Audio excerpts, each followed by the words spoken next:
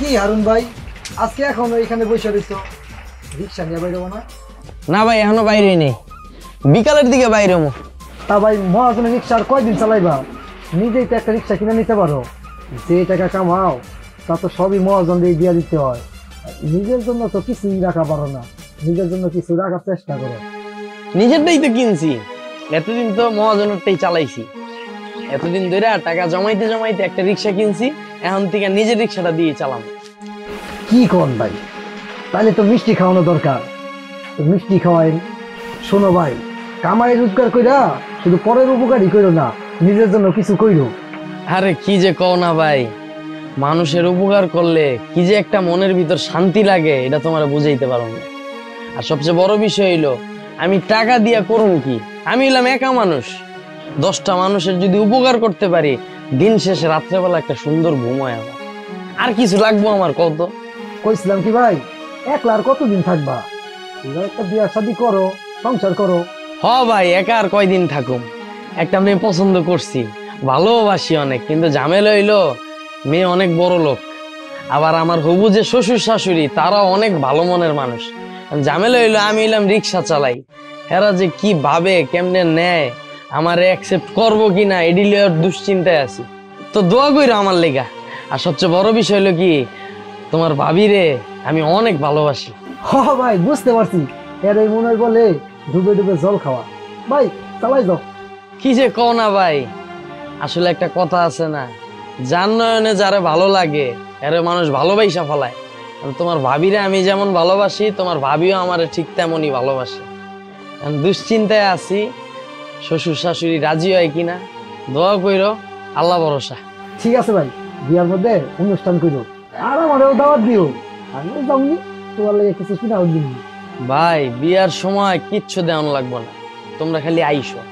আর তোমরাই তো আমার কাছের আপন মানুষ, তোমরা ছাড়া আর কে আছে আমার?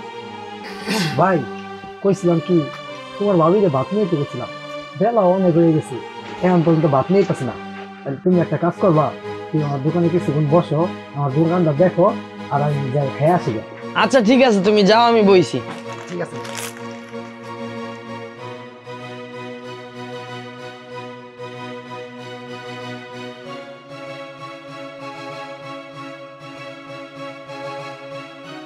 রিমু, নে মা, এই দুধটুকু খেয়ে শেষ কর। না মা, আমি এখন কিছুই খাবো না। দেখ মা, অযথা মাথা গরম করিস না। তোর বাবা আমি তোকে যা বলি তোর ভালোর জন্যই তো বলি। আচ্ছা মা, আমি কি তোমাদের কাউকে বলেছি আমার ভালোটা ভাবো? আমাকে নিয়ে কারো ভাবতে হবে না। জীবনটা অনেক বড় হিসাবের জায়গা মা। এখানে সামান্য একটু ভুল করলে সারা জীবন সেটার মাসুল দিয়ে চলতে হয়। আর তোর বাবা সেই জন্যই তোকে একটু দুই একটা কথা শোনায়, এতে রাগ করার তো কিছু নেই মা। মা, এত কেন কথা বলছো?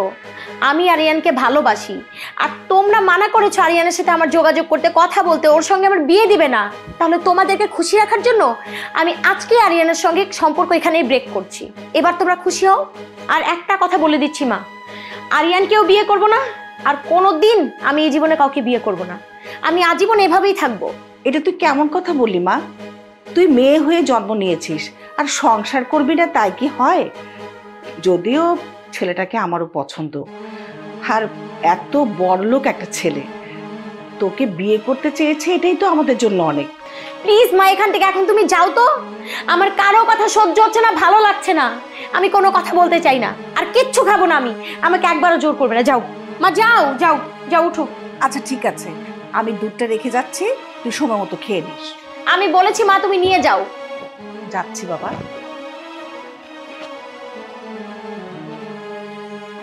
আমার কথা কেউ শুনবে না, কিন্তু সবার কথা আমাকে শুনতেই হবে।